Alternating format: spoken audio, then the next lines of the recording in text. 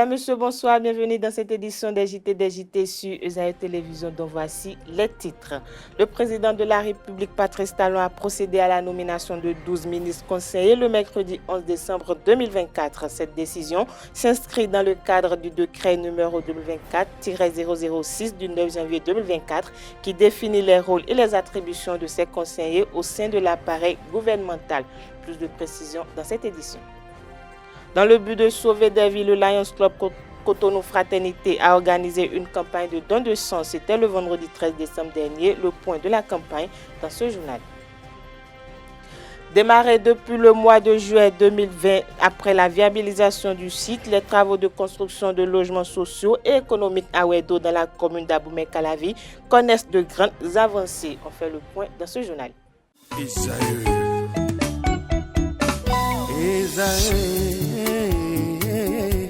Vous recherchez une école de référence pour une double formation universitaire et professionnelle de qualité? Voici l'opportunité à ne pas rater. L'École supérieure d'administration, d'économie, de journalisme et des métiers de l'audiovisuel ESAE vous offre des programmes d'enseignement en licence et en master orientés vers l'emploi qui font d'elle une référence à travers les filières de l'administration générale et territoriale, l'administration du travail et de la sécurité sociale, droit, diplomatie et relations internationales, administration hospitalière, universitaire et intendance, journalisme et métiers de l'audiovisuel et toutes les filières des sciences de gestion. Une seule adresse, www.esae.bj.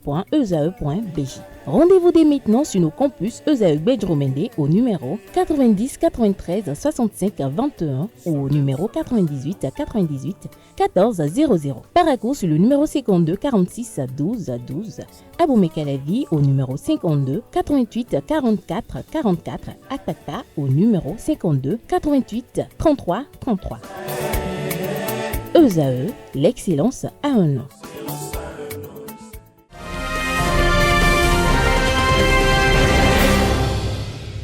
À nouveau, bonsoir, bienvenue dans cette édition attendue depuis plusieurs mois. La nomination des ministres conseillers est désormais effective. Le chef de l'État, Patrice Talon, a procédé le mercredi 11 décembre 2024 à la nomination de 12 ministres conseillers. Les ministres conseillers joueront un rôle clé dans la vulgarisation des actions du gouvernement dans les différents secteurs. Plus de détails sur ces personnalités nommées avec le porte-parole du gouvernement béninois, Wilfried Lian-Ngoubedi, dans cet élément. Ministre conseiller aux affaires économiques, Monsieur Paulin Akpona.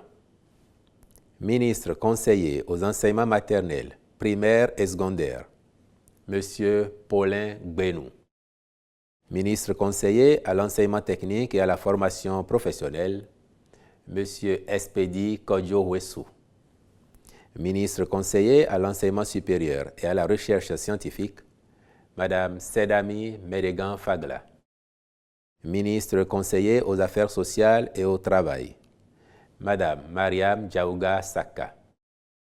Ministre conseiller à la santé, Madame Claudine Afiavi Prudencio.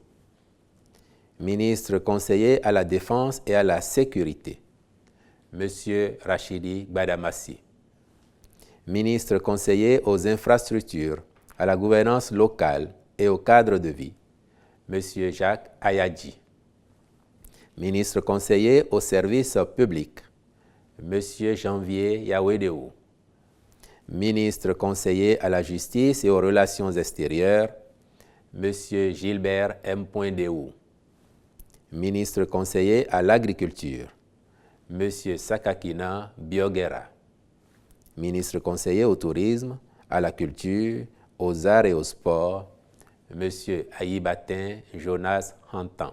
Toujours au sujet de la nomination des ministres conseillers, une équipe de la rédaction de ESAE Télévision a recueilli les appréciations de Moudachirou Bachabi, secrétaire général de la Confédération générale des travailleurs du Bénin. On le suit. Aucune disposition constitutionnelle n'imposait au chef de l'État d'avoir des apôtres.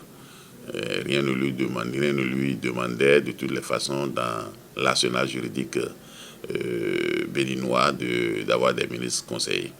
Mais cela dit, c'est lui qui détermine la politique du pays, c'est lui qui se donne les moyens de la mettre en œuvre. S'il pense que pour le restant de son mandat, il a besoin en plus de ses ministres, en plus des agences qu'il a créées, il a besoin de ministres conseillers pour que le quotidien des Béninois s'améliore, Inch'Allah, Mais il est évident que lorsque nous sommes dans un pays pauvre, où la pauvreté se généralise, où on prescrit aux citoyens de serrer la ceinture, et jusqu'à présent on ne l'a pas dit de serrer, et qu'on amplifie les charges de l'action gouvernementale, il y a des questions à se poser. Ça veut dire qu'il a été surpris de devenir président de la République. Si vous avez planifié votre ascension au pouvoir, ce n'est pas à la fin de votre deuxième et dernier mandat que vous vous rendez compte que vous avez besoin de ministres conseillers. Parce que c'est un problème pour nous de savoir que l'improvisation devient la règle à la tête de l'État. Ou même pour nous, en tout cas de toutes les façons, quand on regarde, c'est une façon de remercier des gens qui attendaient d'être appelés depuis qu'ils n'ont pas été appelés. Et je pense véritablement que ce qui est important pour nous en tant que Béninois, ce n'est pas de regarder dans ce qui a été fait une possibilité pour nous de nous porter mieux. Parce que ministres conseillers, je ne sais pas quelle va être la taille de leur cabinet, je ne connais pas leur cahier de charge, je ne sais pas ce que ça va nécessiter comme disposition pratique à prendre. Et quand on sait que quand on nomme les gens dans ce pays, ils prennent 6 mois pour retrouver leur marque, et sans compter que ces portefeuilles-là qui viennent d'être attribués viennent en conflit avec beaucoup de portefeuilles qui sont déjà des portefeuilles régaliens et pour lesquels il faut vraiment avoir assez de doigté. Et j'ai bien peur que le président de la République ne passe le temps à régler le conflit entre ses ministres conseillers et les ministres du gouvernement et éventuellement les agences qu'il a sous sa tutelle. Et ça va nous faire perdre énormément de temps, ça va nous distraire et puis finalement peut-être qu'on passera à côté de l'essentiel. Dans le même temps, quelques citoyens béninois se sont prononcés sur cette actualité qui défraie la chronique. À la fin de chaque mandature, il y a eu toujours des nominations. Mon appréciation est bonne parce que nous sommes en politique et M. Patrice Talon, président de la République béninoise, est finissant, c'est-à-dire il finit déjà son deuxième mandat et dernier mandat. Il faut remercier les amis. Il faut des gens qualifiés à la place qu'il faut. Et aujourd'hui, le gouvernement qui est en place, avant de nommer, réfléchit beaucoup. Donc, nous, on ne peut que le remercier, l'encourager. Mais c'est des gens potentiels sur le terrain. Monsieur Yadéou Wedéou a été député à l'Assemblée nationale plusieurs fois ici au Bénin. Et vous connaissez, n'est-ce pas, son gabarit intellectuel. Vous le savez bien, dans le numérique. Donc, c'est très bien qu'on lui ait donné ce poste-là de ministre conseiller, n'est-ce pas, aux affaires publiques. Et Madame Prudencio, vous connaissez qu'elle est politique et qu'elle a une base politique aussi. Hein, c'est normal qu'on lui donne ce poste-là de ministre conseiller aussi. Donc, c'est pas mal fait. Tous les conseillers ministres que vous venez de citer, c'est des cadres certifiés. C'est des cadres certifiés. Vous ne pouvez pas comparer ceux-là par rapport à Rachid Gbadamassi. Mais il faut quand même qu'on donne quelque chose à M. Gbadamassi. Il est toujours derrière Patrice Talon, il le défend jour et nuit, il prend même des risques. Est-ce que vous voyez? Donc il faudrait quand même qu'on lui donne quelque chose pour l'encourager. On ne peut pas le laisser comme ça sur le tapis. C'est une bonne chose, mais c'est politique, c'est une bonne chose. Ceux qui sont nommés, je sais qu'ils sont capables de faire le travail qui leur est donné, de remplir leur cahier de charge. Donc on va leur souhaiter du courage. Et vous savez bien que le gouvernement qui est là ne laisse pas aller. Donc ils aussi savent ce qui les attend. Et bon, l'essentiel est fait, qu'ils se mettent au travail et que le succès soit pour nous tous. Le Conseil des ministres de cette semaine s'est tenu sous la présidence effective du chef de l'État, chef du gouvernement Patrice Talon. Au thème des échanges, outre la nomination des ministres conseillers, plusieurs autres décisions ont été prises. Le compte rendu avec le porte-parole du gouvernement béninois, Wilfrid Léon Mbedji. En point 1, conditions de commercialisation du soja grain pour la campagne 2024-2025. La dite campagne, démarrée le 5 décembre 2024, s'achèvera le 30 avril 2025. Faisant suite aux délibérations de l'interprofession soja, mise en place pour défendre les intérêts des producteurs et des transformateurs, puis chargée de fixer les conditions de commercialisation, les acteurs ont convenu du prix de vente de soja comme suit. Soja grain conventionnel, 275 francs CFA le kilogramme et 5 francs CFA par kilogramme pour les charges des fonctions critiques. Soja grain biologique, 325 francs CFA le kilogramme et 5 francs CFA par kilogramme pour les charges des fonctions critiques. Si la production nationale de cette légumineuse connaît une bonne progression et s'est établie à 520 929 tonnes au titre de la campagne 2023-2024, force est de constater que cette performance est ternie à la phase de la commercialisation par la sortie frauduleuse des produits vers des pays voisins, pratique à laquelle s'adonnent certains producteurs et commerçants. Une telle situation porte préjudice à l'essor de la filière, aux efforts d'industrialisation en cours dans notre pays et à la création de nombreux emplois qui en résultent. Elle constitue en outre un risque pouvant affecter gravement à long terme les intérêts des acteurs eux-mêmes en fragilisant leur interprofession, autant qu'elle compromettrait la diversification des sources de création de richesses pour l'économie nationale. Aussi, le Conseil a-t-il instruit les ministres concernés à l'effet de veiller au respect de la mesure d'interdiction de l'exportation du soja par voie terrestre. 1.2. Adoption de tests d'application de diverses lois. Au titre de la loi 2010-44 du 24 novembre 2010 portant gestion de l'eau en République du Bénin, il s'agit des décrets fixant les règles de répartition des ressources en eau, les conditions de déclaration ou d'autorisation des installations, ouvrages, travaux et activités relatifs aux ressources en eau, puis les décrets portant nomenclature des installations, ouvrages, travaux et activités soumis à autorisation ou à déclaration, mesures de protection des espaces présentant un intérêt esthétique et culturel particulier lié à la présence de l'eau et des espaces aquatiques ou subaquatiques présentant un intérêt archéologique. Relativement à la loi 2020-05 du 1er avril 2020 portant code de l'électricité en République du Bénin, les tests pris portent création et modalités de gestion du Fonds d'électrification rurale et des énergies renouvelables, règles générales de contrôle et d'inspection des installations électriques, conditions et modalités d'acquisition de l'énergie primaire, conditions et modalités de vente de l'énergie électrique par un producteur indépendant ou par un autoproducteur, et d'autres textes qui fixent les conditions d'exercice de l'activité d'installation de réseaux électriques ou de compteurs d'énergie électrique, les conditions d'exercice à titre privé des activités de contrôle et d'inspection des installations électriques et celles d'études et d'approbation préalable des plans et schémas électriques. Pour ce qui est de la loi numéro 2016-25 du 4 novembre 2016 portant organisation de la concurrence en République du Bénin, ce sont les décrets portant détermination des clauses abusives dans les relations entre professionnels et non professionnels ou consommateurs, mentions obligatoires sur une facture, puis les tests fixant les conditions particulières de vente couplée ou jumelée de produits ou de prestations de services, les conditions et modalités d'organisation des ventes promotionnelles ou ventes au déballage, des soldes et des liquidations, les modalités de réalisation de la transaction relative aux infractions commerciales. En ce qui concerne la loi numéro 2021-09 du 22 octobre 2021 portant protection du patrimoine culturel en République du Bénin, il s'agit des décrets portant conditions de gestion des archives nationales, approbation des statuts des archives nationales.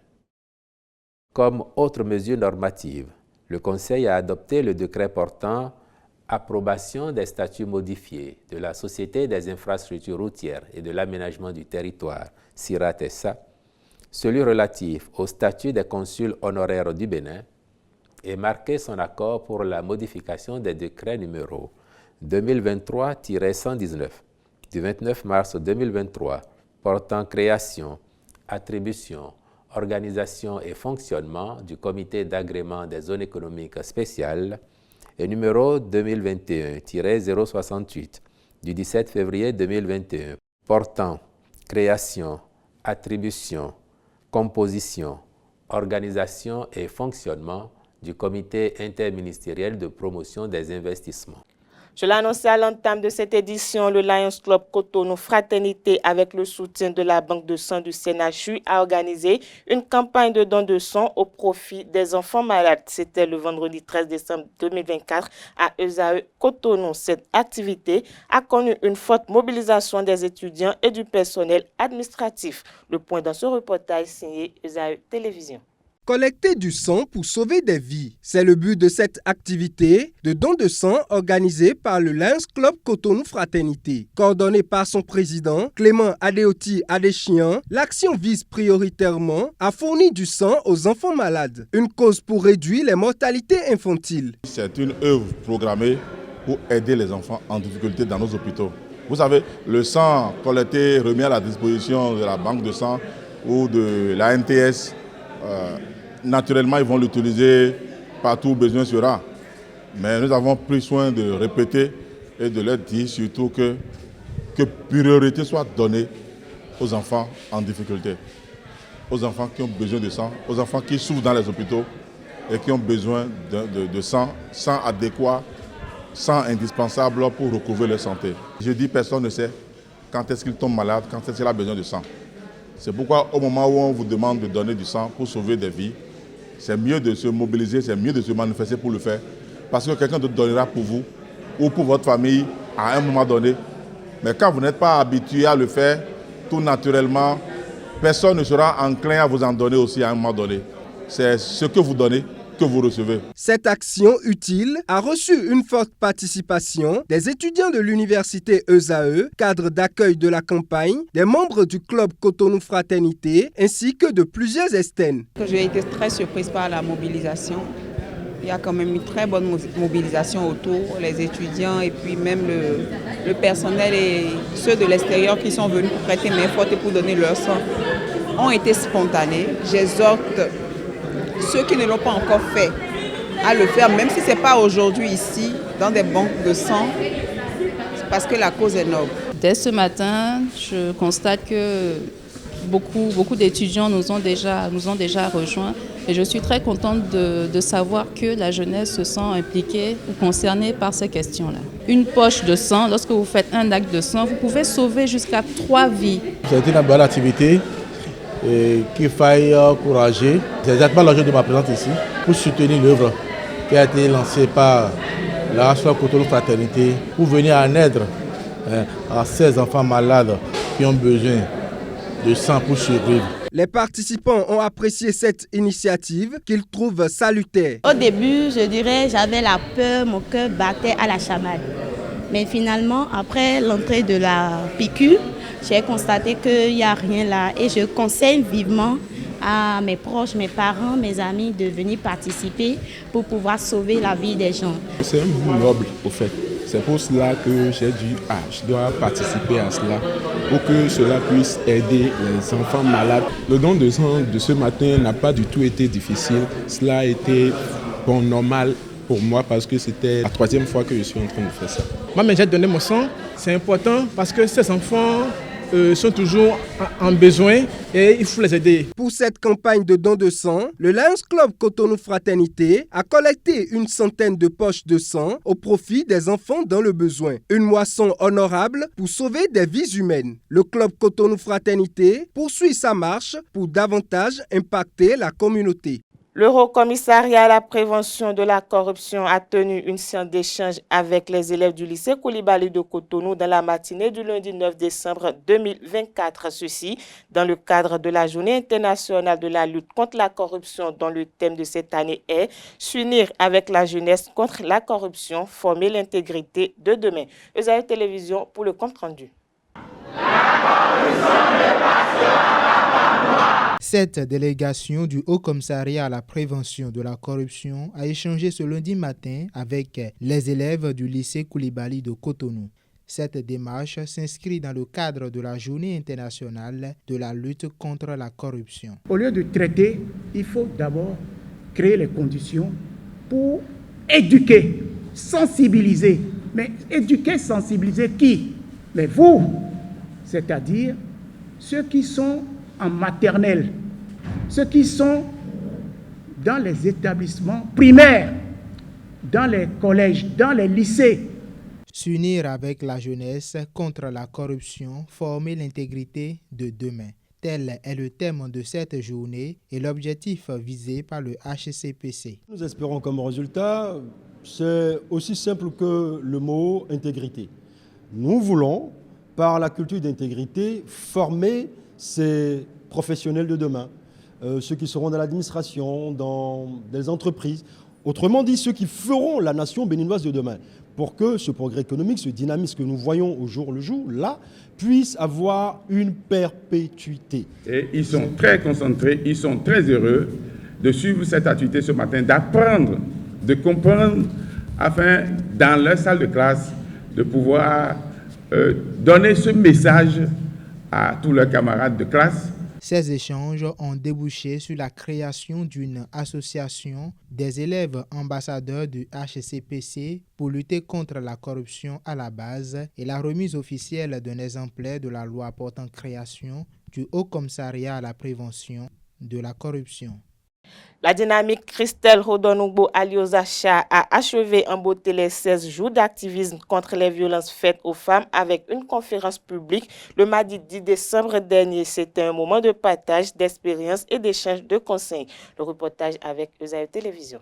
Écouter, entretenir et agir. C'est la méthode de la dynamique Christelle Rodonogbo Alioza, appelée dynamique Cha, pour lutter contre les violences faites aux femmes. Pour achever les actions menées dans le cadre des 16 jours d'activisme contre ce fléau, la dynamique Cha a organisé une conférence publique d'échange et de partage d'expériences. Une activité qui trouve sa source dans l'ampleur actuelle du fléau des violences faites aux femmes. Nous voulons porter la voix de ces milliers de femmes qui, dans le silence quotidien, portent le lourd fardeau de la barbarie humaine. Nous sommes violentées. Les femmes sont violentées par les hommes, c'est-à-dire les hommes violentent les femmes. Les hommes violentent les femmes en complicité avec les femmes. Les violences sont physiques, sexuelles, psychologiques, émotionnelles, affectives, politiques, économiques et financières, et j'en passe. Différentes personnalités politiques, juridiques et sociales ont exposé leurs expériences ainsi que les différentes voies et moyens de recours contre ce fléau. Un moment très enrichissant pour les participants. Je ne peux que féliciter la dynamique Cha et à travers Christelle Rodonogbo Alioza pour ce grand combat qu'elle fait. J'ai pu entendre les vaillantes dames de cette bataille-là au niveau national, l'INF, des avocates qui sont dans le domaine, qui sont passées. Je crois que la bataille n'est pas perdue. Il y a motif à espérer que hommes et femmes au Bénin, désormais, on pourra aller dans le sens des mesures qu'il faut prendre pour que nous tous nous puissions vivre en paix et qu'on augmente nos productivités respectives, qu'on soit hommes ou femmes. La dynamique Cha se donne comme engagement de poursuivre la lutte pour le mieux-être des femmes au Bénin et partout ailleurs. Parlons attaque terroriste dans cette édition dans le nord du Bénin. Le commissariat d'arrondissement de Firou, situé dans la commune de Kérou, a été la cible d'une attaque armée dans la nuit du vendredi au samedi 14 décembre 2024. Selon les informations regroupées, un groupe d'individus armés non identifiés a pris d'assaut le commissariat, déclenchant une riposte immédiate des forces de sécurité. Les forces de sécurité et de défense, appuyées par des renforts militaires, ont réagi avec détermination pour contrer l'attaque. L'intervention conjointe de la police et de l'armée a permis de neutraliser 2 assaillants, une arme de type AKM et une importante quantité de munitions ont également été saisis sur les lieux. Toutefois, 2 autres membres du groupe ont réussi à s'échapper dans l'obscurité. Dans le cadre du renforcement des relations bilatérales et de la coopération entre la France et le Bénin, Nadège Chouat, nouvelle ambassadrice de France au Bénin, a rencontré Edouard Loko, président de la Haute Autorité de l'Audiovisuel et de la Communication AC du Bénin. C'était le lundi 9 décembre 2024. La substance de leurs échanges dans cet élément signé de nos confrères de la SRTB. Outre son volet prise en charge des enfants, SOS Village d'enfants a fait son entrée dans le monde des médias avec l'installation d'une station radio à Dassa-Zoumé. Avoir le soutien du président de la HAC et surtout un agrément, ce sont les raisons qui justifient cette audience. Comme vous le savez, nous nous occupons d'enfants et de jeunes privés de prise en charge parentale adaptée. Il s'agit de 11 800 enfants et jeunes orphelins, abandonnés, qui, grâce à la radio, peuvent développer l'estime de soi, la confiance en soi et devenir des membres à part entière de la société béninoise. Aujourd'hui, nous sommes dans une phase d'expérimentation et nous sommes venus voir avec M. le Président de la HAC les conditions à remplir pour pouvoir signer l'agrément.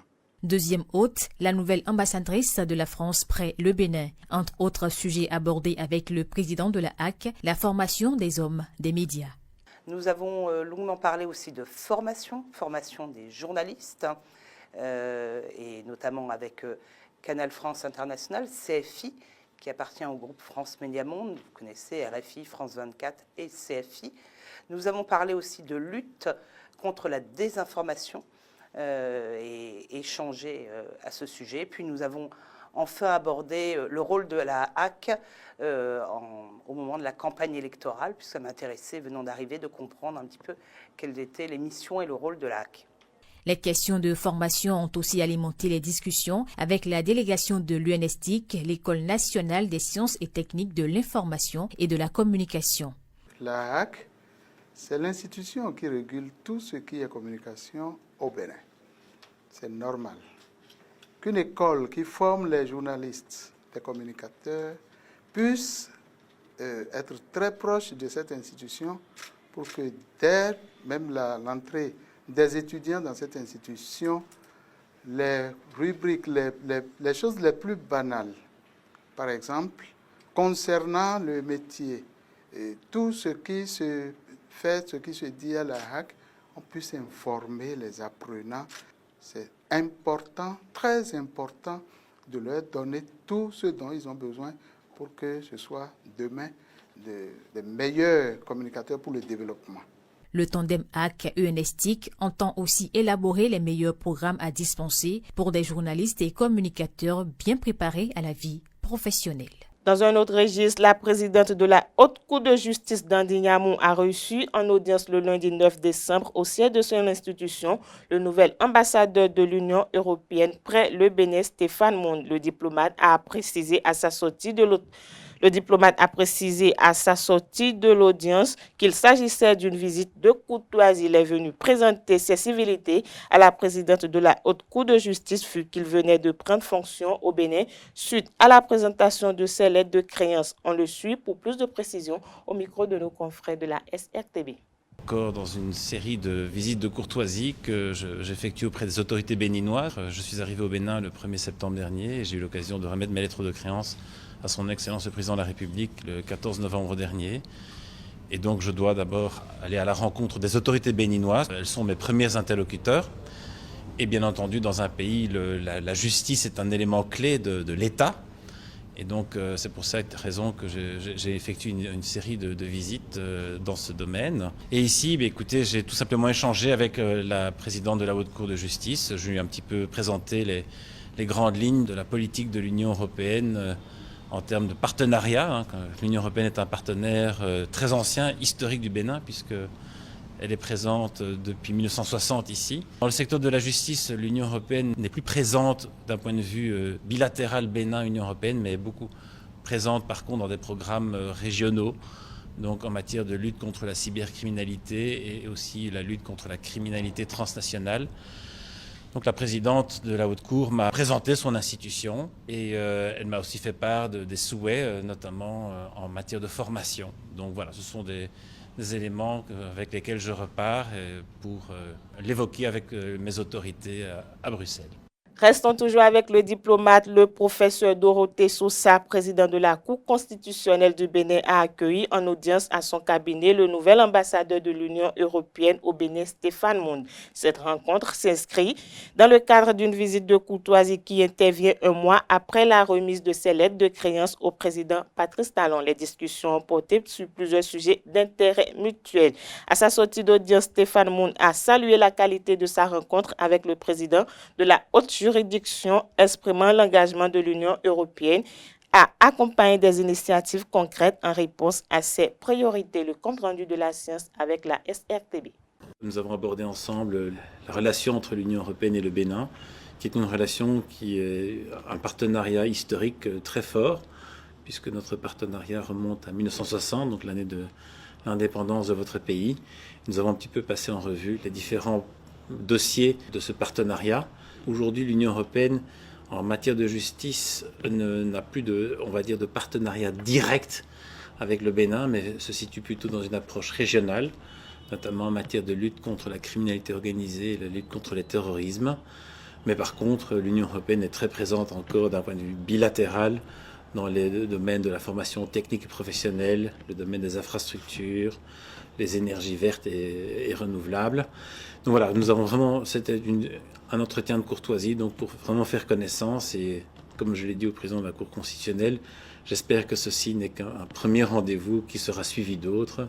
Et donc la Cour constitutionnelle est évidemment un organe extrêmement important dans l'organisation de votre pays. Et donc voilà, nous avons vraiment eu l'occasion, c'est un échange tout à fait informel, même s'il garde toujours un caractère solennel. La Commission électorale nationale autonome Sénat a procédé le jeudi 12 décembre 2024 à la remise du rapport de suivi et de contrôle de l'existence fonctionnelle des partis politiques aux formations concernées. Le récit avec la rédaction de Esaïe Télévision. Les 11 partis politiques ayant une existence légale au Bénin connaissent l'état de leur fonctionnement au regard de la charte des partis politiques en vigueur. La Commission électorale nationale autonome Sénat leur a remis ce jeudi 12 décembre le rapport de suivi et de contrôle de leur existence fonctionnelle au titre de l'année 2024. Il est à noter que des progrès substantiels ont été réalisés par les partis politiques de 2023 à 2024. Ces progrès concernent respectivement les sièges nationaux, qui passe de 61,54% des partis à 81,82% des partis qui ont pu honorer cette exigence. Pour les sièges départementaux, l'année dernière, on avait 46,15% des partis. Cette fois-ci, nous avons trouvé 54,55% des partis qui ont fait la preuve qu'ils ont des sièges départementaux. Mais quant à la reconnaissance du ministère de l'Intérieur, le taux est passé de 41,15% à 80,82%. Plusieurs indicateurs définis dans la charte des partis ont permis à l'institution électorale d'élaborer ce deuxième rapport. Si certaines formations politiques se sont améliorées dans leur gestion fonctionnelle, d'autres ont par contre régressé. Des progrès réels ont été réalisés par certains partis politiques pour se conformer à la loi. Ces progrès sont observés en particulier au niveau de l'implantation des sièges nationaux et départementaux. Contrairement à l'année 2023, la plupart des partis politiques ont fait également l'effort d'avoir un compte bancaire en leur nom, un mandataire financier et 2 commissaires aux comptes conformément à la loi. Cependant, certains partis politiques peinent toujours à se mettre en règle vis-à-vis de la loi. Pire, d'autres enregistrent du recul. Les responsables des partis politiques mesurent l'intérêt et la portée du travail effectué du 5 au 9 novembre par la Sénat. C'est juste pour nous aider quand même à vraiment nous conformer à la loi. Ensuite, permettre aux partis politiques de vraiment avoir le minimum pour que un peu partout le travail puisse se faire sur le terrain comme cela se doit, comme cela a été recommandé par la loi. Il faut que nous soyons un modèle si tant est que nous devons diriger en tant que parti politique toutes les activités, l'action publique dans notre pays. Je suis satisfait de ce qui a été fait. Afin d'affiner davantage sa relation avec les partis politiques, la Sénat envisage les concerter sur les normes à éditer en matière d'existence fonctionnelle. Parlons droits humains à présent. Amnesty International Bénin continue de plaider pour une meilleure protection des droits humains dans le pays en mettant l'accent sur des réformes clés et des problématiques sociales pressantes. À la faveur d'une rencontre avec la presse le mardi 10 décembre 2024, les responsables de cette organisation de défense des droits humains ont fait le point des violations enregistrés. Ils ont également plaidé pour la révision de certaines législations en vigueur dans le pays. Les confrères de la SRTB pour le compte rendu. Que retenir de la situation des droits humains au Bénin en 2024? Sur la liberté des médias, la liberté d'expression, nous avons depuis plusieurs années appelé à ce que le code sur le numérique, que vous connaissez très bien, soit révisé. Nous ne faisons pas que des dénonciations ou des rapports ou des communiqués. Nous faisons également du travail sur le terrain pour que les droits humains progressent de façon positive. Au Bénin, nous avons également documenté la situation récente de Faisal Ouourou, un jeune paraquois de 27 ans qui a été retrouvé mort au petit matin. Nous menons alors des activités en communauté et dans les lycées et collèges. La première activité est le projet Étoile des droits humains. Le projet Étoile des droits humains est à sa première édition. La prochaine activité est celle du week-end aux couleurs des droits humains qui a permis de mobiliser toutes les entités d'Amnesty International Bénin sur le plan national pour pouvoir mettre en œuvre des activités de mobilisation communautaire. Amnesty International place l'éducation aux droits humains au cœur de ses actions pour promouvoir l'égalité, la dignité et le respect à l'échelle locale et mondiale. À cet effet, une application Amnesty Academy est disponible sur Play Store et App Store. Elle offre des cours en ligne gratuitement. 54 migrants béninois en situation de détresse en Guinée équatoriale sont arrivés le mardi 10 décembre 2024 à Cotonou. Ils ont été rapatriés par le gouvernement béninois qui s'est porté à leur chevet. Une opération entièrement financée par le budget national. Le compte rendu avec nos confrères de Canal 3 Bénin. Leur rêve, celui de gagner leur vie à l'extérieur, a viré au cauchemar. À bord de ce vol, 54 Béninois, dont 28 femmes et 25 hommes, majoritairement jeunes et originaires pour la plupart du nord du Bénin, ils ont été rapatriés de la Guinée équatoriale au Bénin dans le cadre d'un voyage clandestin. On a fait au moins 15 jours sur l'eau là. Comme on a vu que ça n'allait pas, on a dit les apprentis de nous ramener au Nigeria. Donc c'est au retour maintenant, on a eu le carburant et les moteurs sont fatigués. Il n'y avait plus manger. Donc c'était le 19e jour. Donc avec la vague de l'eau, les mouvements, donc ça poussait la pirogue vers le bord de la mer. Et c'est là où on a eu fait accident. Donc quand on a fait accident, certaines sont morts. Nous on s'est sauvés. Bon, quelques heures après, on a vu les soldats guinéens qui sont venus aussi nous secouer. Je suis dans cette aventure qui s'est mal tournée. Donc, je suis ici pour dire à mes soeurs, je vais les conseiller seulement de ne plus aller dans cette aventure. Il vaut mieux de rester chez nous, de gagner un peu là. Ce qui s'est passé chez nous là, si Dieu n'était pas avec nous là, on ne serait pas là aujourd'hui. Et je remercie aussi le gouvernement qui nous a aidés à retourner chez nous, de ne pas fâcher contre nous. C'est les moyens qui nous poussent à aller ailleurs. Donc, il n'est qu'à nous pardonner. Le rapatriement est totalement financé par le gouvernement béninois, ceci par l'entremise du ministère des Affaires étrangères. Cette opportunité a été offerte par le gouvernement du Bénin. C'est le gouvernement du Bénin qui a décaissé les fonds publics pour affréter ce vol sous le leadership du ministre des Affaires étrangères pour que vous puissiez arriver à Cotonou. Nous souhaitons vivement que vous ne reprenez plus ces risques au péril de votre vie. Vous-même, vous avez vu comment vous avez été traité en Guinée équatoriale. Je pense que le meilleur endroit où chaque Béninois peut être heureux et trouver son bonheur, c'est d'abord au Bénin. C'est triste de vous voir parce que lorsqu'on voit votre profil, on voit qu'il y a beaucoup de femmes, beaucoup de jeunes et de jeunes gens dont le Bénin même a besoin et qui partent en aventure. Certains meurent en mer, mais vous regardez la télé tous les jours, pourtant vous prenez ce risque. Allez dire à vos familles que le meilleur est au Bénin. Avec les efforts du gouvernement béninois, on peut bel et bien gagner sa vie en étant au Bénin, a martelé la directrice des Béninois à l'extérieur à l'occasion. Parlons cadre de vie à présent. 20 000 logements économiques et sociaux en construction et viabilisés dans 14 villes du Bénin et bientôt ouverts aux ménages à revenus intermédiaires et ceux à des coûts avantageux. C'est le programme Logements sociaux porté par le gouvernement du président Patrice Talon. Suivons cette capsule vidéo qui nous renseigne sur la cité des logements économiques et sociaux de Ouedo dans la commune d'Abomey-Calavi.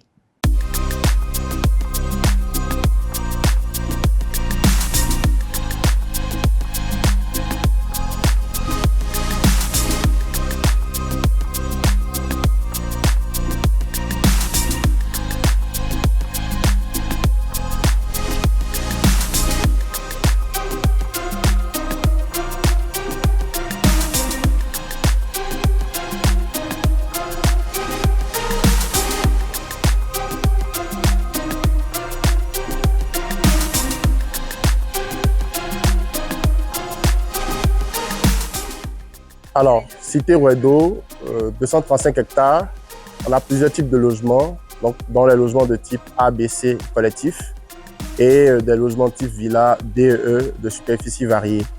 Alors, il faut savoir qu'à Ouedo, toute la cité est viabilisée et qu'au sein de chaque foyer, il y aura l'accès à l'eau potable, à l'électricité et à la fibre optique. Les rues sont bitumées pour d'autres et en pavé pour certaines rues.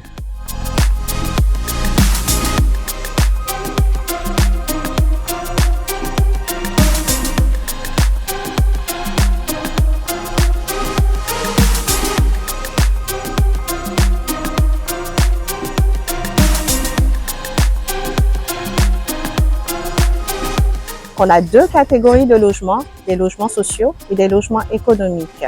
Les logements économiques sont réservés à une cible bien définie, que sont les fonctionnaires, et qui auront des critères à respecter avant de pouvoir y prétendre.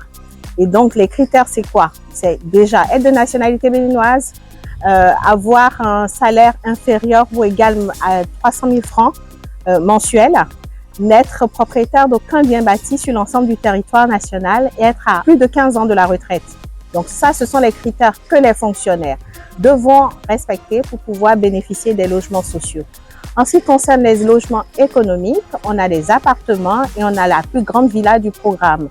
Et pour y prétendre, il faut juste avoir de quoi payer ses mensualités et les charges, être de nationalité béninoise et appartenir à la cible qui sont les fonctionnaires, les salariés du privé, les artisans, les commerçants, les agriculteurs, les personnes de profession libérale et les Béninois de la diaspora.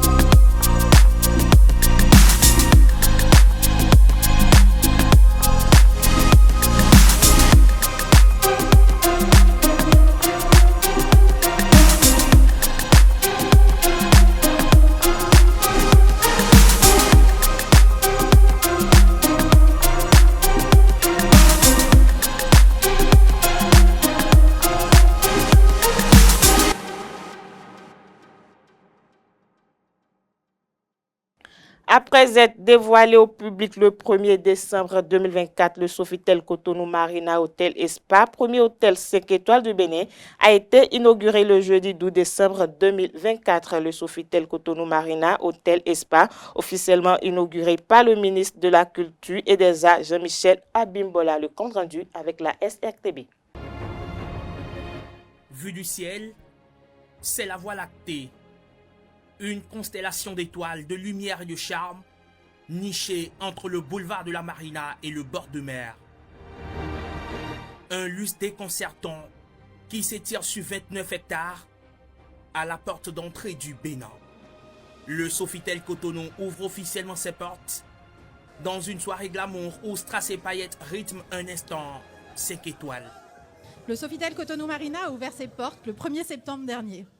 Aujourd'hui, nous sommes fiers de compter 375 collaborateurs représentant 20 nationalités, une véritable richesse à l'image de la diversité et du dynamisme du Bénin. Unis, Cotonou célèbre son Sofitel.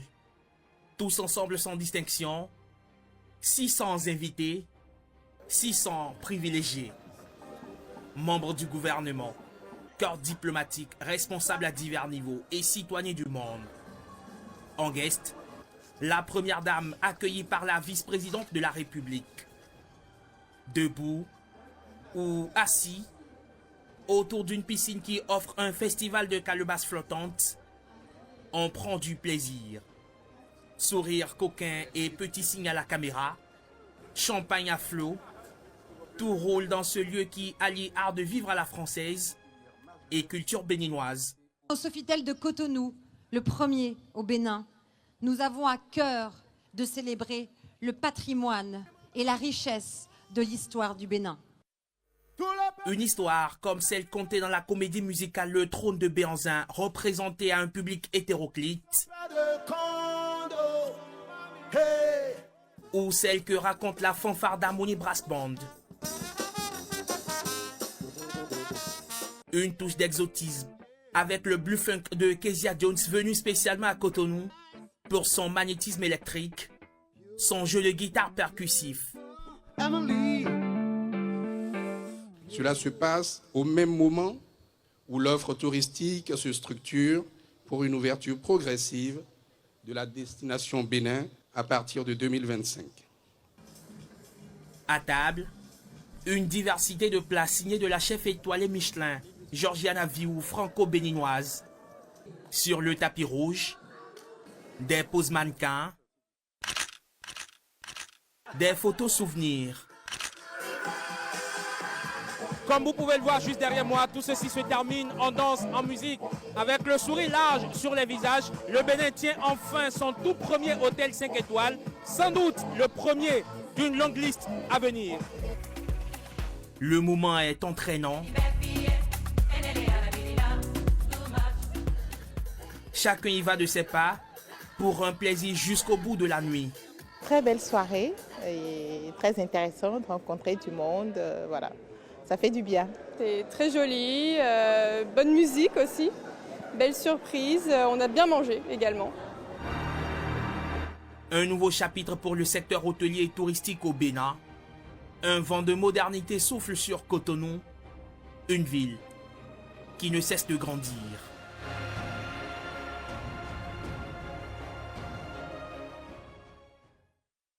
Les dirigeants de la société Yango ont rencontré le mercredi 11 décembre 2024 Jacques Ayadi, directeur des transports terrestres et aériens, à la suite de la suspension de leurs activités le 5 décembre 2024. Selon les informations, cette rencontre a également été l'occasion pour les responsables de cette structure de prendre des engagements. Le compte rendu de la science avec nos confrères de la télévision nationale. Nous avons déploré lors de la réunion le fait que, en dépit de cette lettre de suspension, que les activités de Yango se soient poursuivies.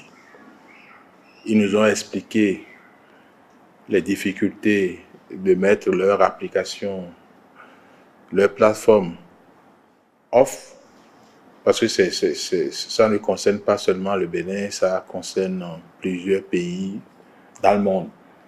Ce que nous comprenons, mais on leur a dit quand même qu'il n'y a pas question que l'autorité de l'État soit foulée au sol. Donc, on a retenu quand même que même si l'application techniquement ne sera pas mise off, il ne faut pas qu'à compter de ce jour, qui propose des courses. C'est un point fondamental sur lequel nous allons les observer et prendre d'autres sanctions au besoin si on constate que, en dépit de cette décision-là, que tout se passe comme si de rien n'était. Ça, c'est la chose la plus fondamentale que nous avons retenue.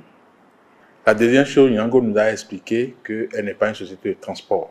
Elle est juste une plateforme mise à disposition des sociétés de transport et d'autres sociétés. Ce n'est pas eux-mêmes qui offrent directement le service de transport.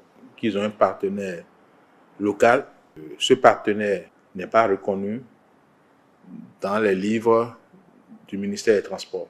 Donc, nous avons retenu avec eux et régulariser la situation pour que les usagers qui empruntent les véhicules puissent être en sécurité. Et ce n'est pas une posture de l'État pour dire que nous ne voulons pas l'activité, bien au contraire, mais on veut que l'activité soit faite suivant les règles de l'art, suivant les réglementations en vigueur dans notre pays. La société Yango s'engage à faire en sorte que toutes ces activités, notamment les activités dans le domaine des nouvelles technologies, ainsi que celles qui seront faites via ces plateformes, puissent être vraiment conformes aux attentes du gouvernement béninois. Sport dans cette édition à présent pour le compte de la 12e journée de la Ligue Pro. Audio FC a tenu en échec l'Union sportive des Cavaliers de Niki, un but partout. C'était le samedi au stade Omnisport de Niki, un deuxième nul consécutif pour les Cavaliers après celui de Wessé. Suivons ensemble l'impression des deux coachs au micro de nos reporters. C'est un match âprement disputé par les deux équipes. Nous avons ouvert la marque très tôt. Et malheureusement, on n'a pas pu conserver ce but par un manque de concentration de notre axe central. Et l'équipe adverse a égalisé. Et nous sommes venus en deuxième partie dans le but de scorer. Malheureusement, les remplacements qui sont rentrés n'ont pas pu répondre aux exigences du match. C'est ça qui amène présentement toute ma colère. Je pense que quand on remplace les gens, ils doivent pardonner. Ils ont été en deçà de mon entente. Vous savez que moi je suis arrivé dans cette équipe-là à un mois du championnat. En 2 semaines, 3 semaines, nous avons monté une équipe pour répondre au premier match du championnat. Et présentement, nous sommes en train de payer chèrement. Et cette manque de préparation est vraiment d'avant-saison. On n'est pas du tout content parce qu'on perd encore des points.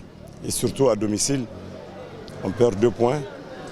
On n'est pas du tout content au vu du résultat. Mais au vu de ce qui s'est passé sur le terrain aussi, on ne peut pas tout de suite tout rejeter parce que nous sommes revenus au score. En deuxième mi-temps, nous avons dominé au moins 27 minutes de jeu. On n'a pas pu marquer, on a beaucoup raté. Bon, mais les matchs, c'est des phases de jeu. S'ils sont à votre profit et que vous n'exploitez pas, parfois aussi, ça reste comme ça reste intact. Donc, à la fois déçu du score, mais pas totalement déçu du contenu du match.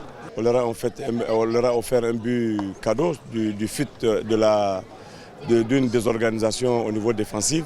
Bon, nous avons remédié à ça, donc ça a été au moins un peu stable.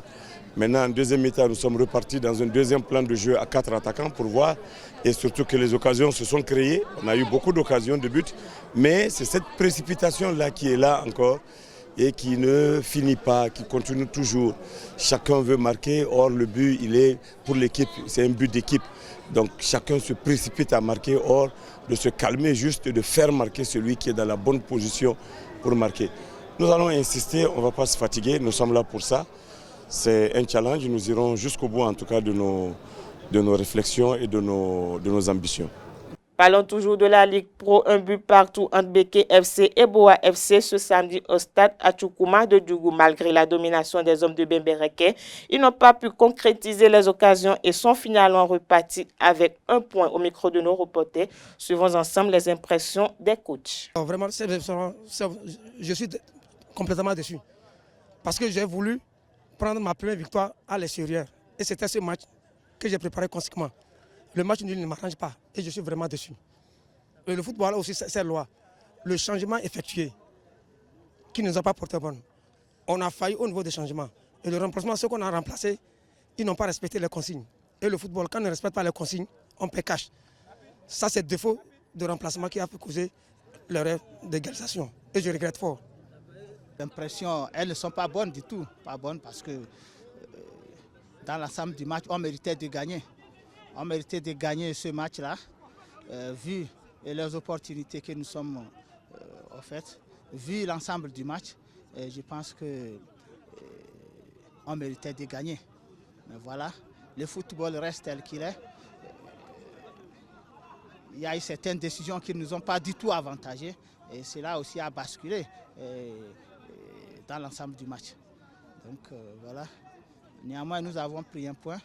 Et je pense que nous allons continuer et la suite nous ira. Je l'ai bien dit, on a fait un très bon match. C'était un match dans l'ensemble, un match bien tendu. on l'a fait. Les occasions, ce n'est pas qu'il n'y a pas eu. On a eu des opportunités. Mais comme je l'ai dit, tantôt aussi, il y a certaines décisions arbitrales aussi. Il faut le souligner. Nous n'avons pas l'habitude de le dire. Mais c'est dommage. C'est dommage. On ne peut rien. Puisque les actions passent. Mais les résultats restent.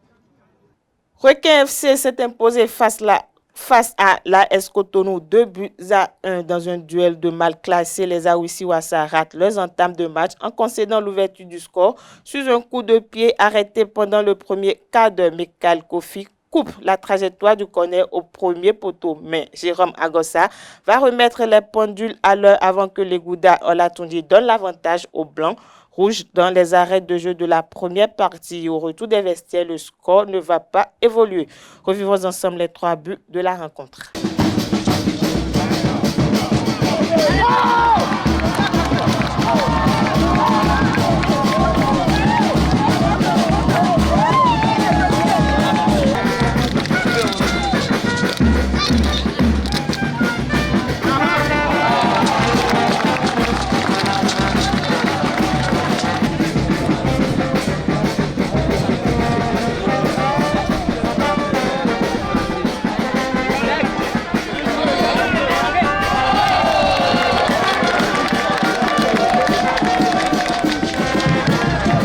À l'issue d'une rencontre très tendue, l'association sportive de la Vallée est arrivée à mettre le but de la victoire alors que jusqu'à la 82e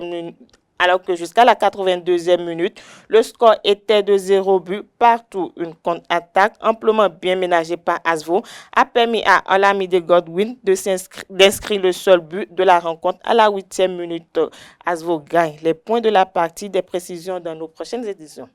Coton FC a rassuré l'essentiel cet après-midi face à Étoile Filante, 1-0 lors de la première période. Hippolyte Sani ouvre le score à la 39e minute. Les poulains de Victor Zonka vont par la suite retomber dans leur travers. Manque de justesse, de lucidité et de réalisme. Ils n'arrivent pas à se remettre à l'abri et s'exposent à un retour de leurs adversaires dans le temps additionnel au bain. Les Sassi d'un double arrêt leur offre la victoire.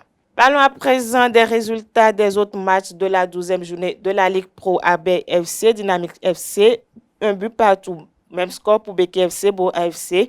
Même score pour Cavalier FC, Audio FC, Espoir Savalou à Estonner se sont quittés sur le score de 4-1.